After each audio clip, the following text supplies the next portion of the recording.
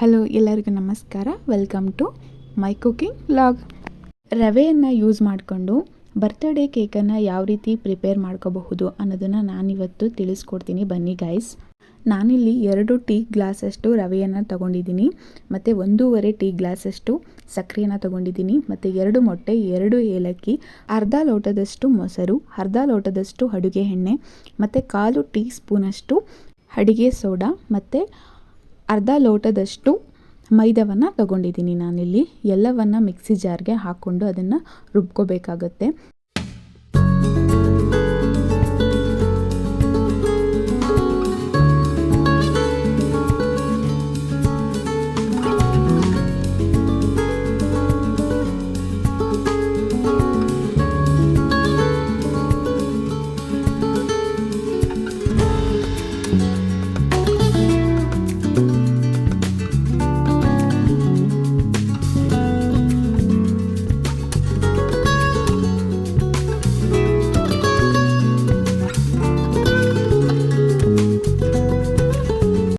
ಈ ಕೇಕನ್ನು ಮಾಡೋದಕ್ಕೆ ನಾನು ಚಿರೋಟಿ ರವೆಯನ್ನು ಯೂಸ್ ಮಾಡ್ಕೊಂಡಿರೋದು. ಇವಾಗ ಲಾಸ್ಟಲ್ಲಿ ಸೋಡಾವನ್ನು ಹಾಕ್ಕೊಂಡು ಚೆನ್ನಾಗಿ ರುಬ್ಕೋಬೇಕಾಗತ್ತೆ. ನಾನಿಲ್ಲಿ ನೀರನ್ನು ಸೇರಿಸ್ಕೊಂಡಿಲ್ಲ, ನೀವು ಸಹ ಸೇರಿಸ್ಕೋಬಾರ್ದು. ನನ್ನ ಹತ್ರ ಬಟರ್ ಪೇಪರ್ ಇರಲಿಲ್ಲ, ಹಾಗಾಗಿ ನಾವು ನಾರ್ಮಲಾಗಿ ರೈಟಿಂಗ್ಗೆ ಯೂಸ್ ಮಾಡ್ತೀವಲ್ಲ ಪೇಪರ್, ಅದರಲ್ಲೇ ಈ ರೌಂಡ್ ಶೇಪಿಗೆ ಕಟ್ ಮಾಡಿಕೊಂಡು ಅದಕ್ಕೆ ಆಯಿಲನ್ನು ಅಪ್ಲೈ ಮಾಡ್ಕೋತಾ ಇದ್ದೀನಿ. ನಾನಿಲ್ಲಿ ಕೇಕ್ ಬೇಕಿಂಗ್ ಮೋಲ್ಡ್ಸ್ ಬರುತ್ತಲ್ಲ, ಅದನ್ನು ಯೂಸ್ ಮಾಡ್ತಾಯಿದ್ದೀನಿ. ನೀವು ಯಾವುದಾದ್ರೂ ಒಂದು ಚಿಕ್ಕ ಪಾತ್ರೆ, ಸ್ವಲ್ಪ ಅಗಲವಾಗಿರುವಂತಹ ಪಾತ್ರೆ ಇದ್ರೂ ಸಹ, ಬೌಲ್ ಇದ್ರೂ ಸಹ ಅದಕ್ಕೇ ಹಾಕೊಬಹುದು.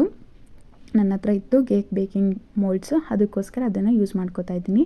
ನೆಕ್ಸ್ಟ್ ಇಲ್ಲಿ ಅಗಲವಾಗಿರೋ ಪಾತ್ರೆಯನ್ನು ಇಟ್ಟು ಅದರೊಳಗಡೆ ಸ್ಟ್ಯಾಂಡನ್ನು ಇಟ್ಟು ಅದನ್ನು 5 ಮಿನಿಟ್ಸ್ ಬಿಸಿ ಮಾಡ್ಕೋತಾ ಇದ್ದೀನಿ. ನಮ್ಮ ಹತ್ರ ಓವನ್ ಇಲ್ಲ, ಹಾಗಾಗಿ ಈ ರೀತಿ ಮಾಡ್ಕೋತಾ ಇರೋದು.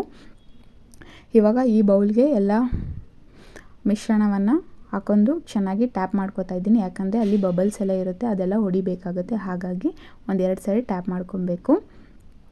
ಇವಾಗ ಒಂದು 5 ಮಿನಿಟ್ಸ್ ಆಗಿದೆ, ಪಾತ್ರೆಯೂ ಸಹ ಬಿಸಿಯಾಗಿದೆ. ಇವಾಗ ಅದರೊಳಗಡೆ ಏನು ಮಿಶ್ರಣ ಮಾಡ್ಕೊಂಡು ಇಟ್ಕೊಂಡಿರ್ತೀವಲ್ಲ ಆ ಬೌಲನ್ನು ಅಲ್ಲಿ ಇಡಬೇಕಾಗುತ್ತೆ. ಇಟ್ಟು ಯಾವುದೇ ರೀತಿ ಗಾಳಿ ಹೋಗಬಾರ್ದು, ಆ ರೀತಿ ಅದನ್ನು ಮುಚ್ಚಿ ಒಂದು 30 ಮಿನಿಟ್ಸ್ ಅದನ್ನು ಸ್ಟೀಮ್ ಮಾಡ್ಕೋಬೇಕಾಗತ್ತೆ.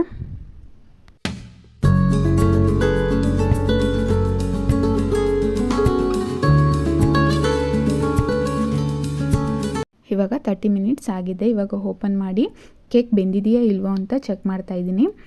ನೋಡಿ, ಚೆನ್ನಾಗಿ ಬೆಂದಿದೆ. ಆ ಚಾಕುಗೆ ಅದು ಯಾವುದೇ ಮಿಶ್ರಣ ಅಂಟ್ಕೋಬಾರ್ದು, ಹಾಗಿದ್ದರೆ ಅದು ಚೆನ್ನಾಗಿ ಬೆಂದಿದೆ ಅಂತ ಅರ್ಥ. ಇವಾಗ ನಾನು 1 ಅವರ್ ಅದನ್ನು ಕೂಲಾಗೋಕ್ಕೆ ಬಿಟ್ಟು ಇವಾಗ ಓಪನ್ ಮಾಡ್ತಾ ಇದ್ದೀನಿ. ಕೇಕ್ ಮಾತ್ರ ತುಂಬಾ ಚೆನ್ನಾಗಿ ಬಂದಿದೆ.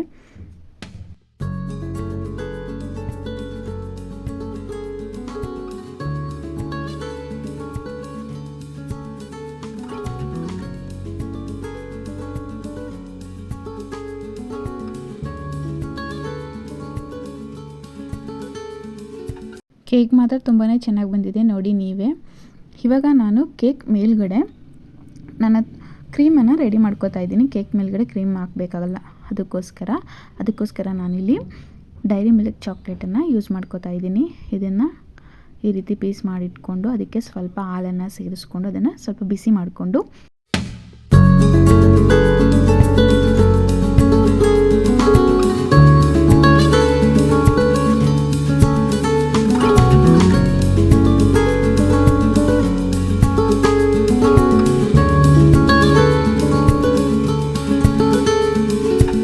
ಕನ್ಸಿಸ್ಟೆನ್ಸಿ ಬರಬೇಕು, ಅಲ್ಲಿವರೆಗೂ ಚೆನ್ನಾಗಿ ಬಿಸಿ ಮಾಡಿಕೊಂಡು ಇವಾಗ ಕೇಕ್ ಮೇಲ್ಗಡೆ ಸ್ಪ್ರೆಡ್ ಮಾಡ್ತಾ ಇದ್ದೀನಿ.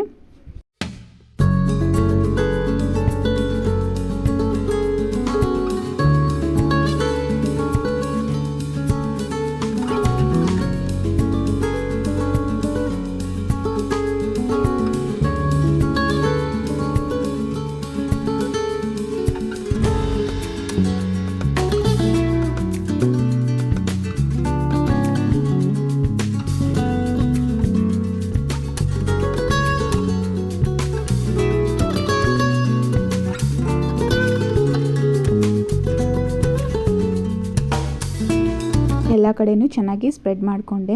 ನಾನಿಲ್ಲಿ ಡೆಕೋರೇಷನ್ಗೋಸ್ಕರ ಬಾದಾಮಿಯನ್ನು ಚೂರು ಮಾಡಿಕೊಂಡು ಅದನ್ನು ಮೇಲ್ಗಡೆ ಹಾಕ್ಕೊಳ್ತಾ ಇದ್ದೀನಿ. ಡೆಕೋರೇಷನ್ ಪರ್ಪಸ್ಗೋಸ್ಕರ ಅಷ್ಟೇ. ಕೇಕ್ ಮಾತ್ರ ಚೆನ್ನಾಗಿ ಕಾಣಿಸುತ್ತೆ, ಅದಕ್ಕೋಸ್ಕರ ನೋಡಿ ಯಾವ ರೀತಿ ಬಂದಿದೆ ಅಂತ. ತುಂಬಾ ಚೆನ್ನಾಗಿ ಬಂದಿದೆ ಕೇಕ್ ಮಾತ್ರ.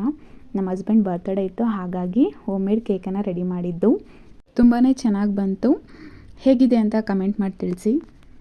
ಈ ವಿಡಿಯೋ ನಿಮಗೆ ತುಂಬಾ ಇಷ್ಟ ಆಗಿದ್ದರೆ ಪ್ಲೀಸ್ ಒಂದು ಲೈಕ್ ಮಾಡಿ, ಶೇರ್ ಮಾಡಿ ಮತ್ತು ಸಬ್ಸ್ಕ್ರೈಬ್ ಮಾಡ್ಕೊಳ್ಳೋದನ್ನು ಮರಿಬೇಡಿ. ಧನ್ಯವಾದಗಳು.